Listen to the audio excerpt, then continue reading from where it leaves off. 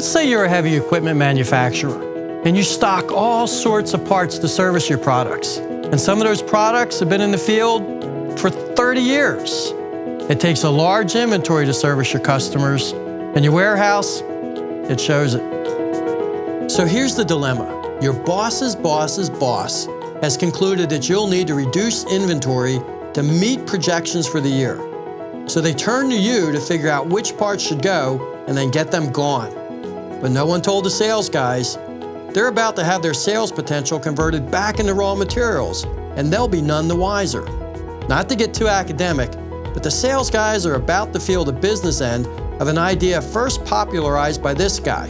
His name is Lawrence Abbott, and he once tried to be vice president of the US, but lost to Martin Van Buren. He's slightly less famous for saving the Boston textile industry in the early 1800s by avoiding the soaring price of cotton by purchasing warehouses full of cotton cloth seized from the British during the War of 1812. He recycled the old cloth into new fabric for a huge profit.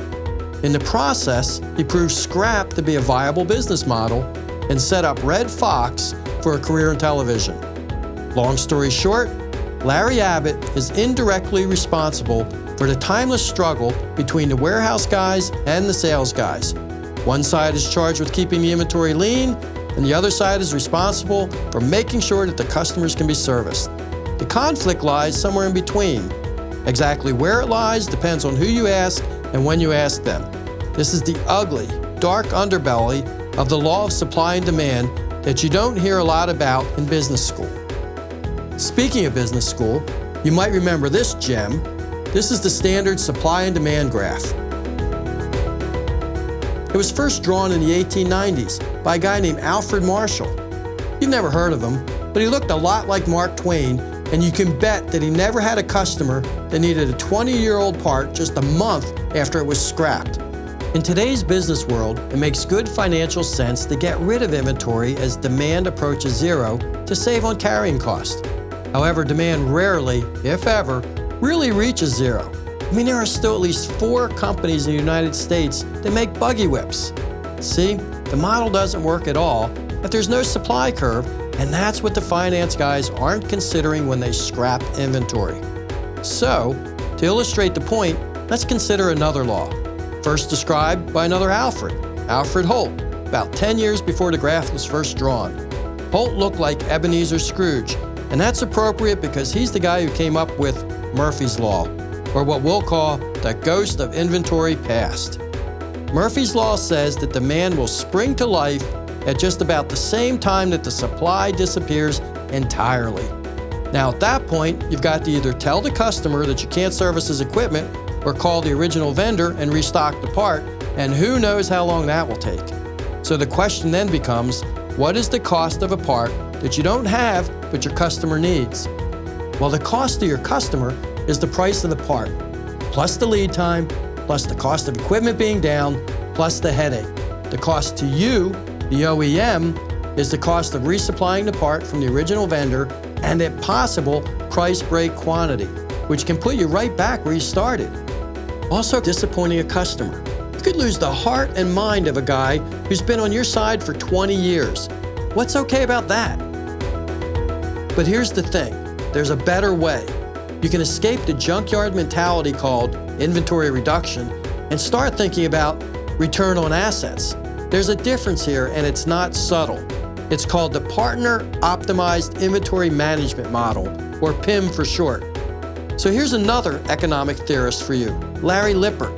Unlike the other Larry, or either of the Alfreds, Larry wasn't trying to be a theorist, and he wasn't working with an 18th or 19th century mentality. The PIM model that he developed is a strategy for the 21st century and beyond. Everything else is obsolete.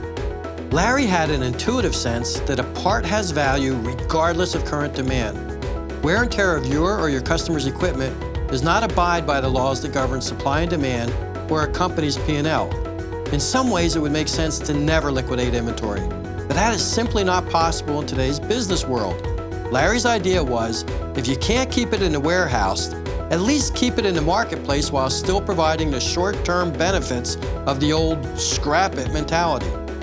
Larry proved his model by transforming his company, Lippert Enterprises, into the world's leading provider of PIM services. So now manufacturers sell their unwanted, but not necessarily unneeded inventory to Lippert and thereby take advantage of the short-term cash flow benefits, eliminate overhead and carrying costs, and gain access to a vast and diverse inventory. Lippert provides a suite of PIM services that add up to a partnership that the other guys simply cannot match, and something that scrap dealers can't even imagine because the steel and the parts you sold them 2 years ago have found new lives as lowrider rims on a car in Buenos Aires.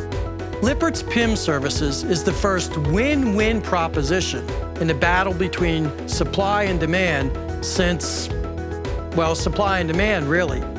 Anything else? It's a Rolodex, a thermal fax. It's behind the times.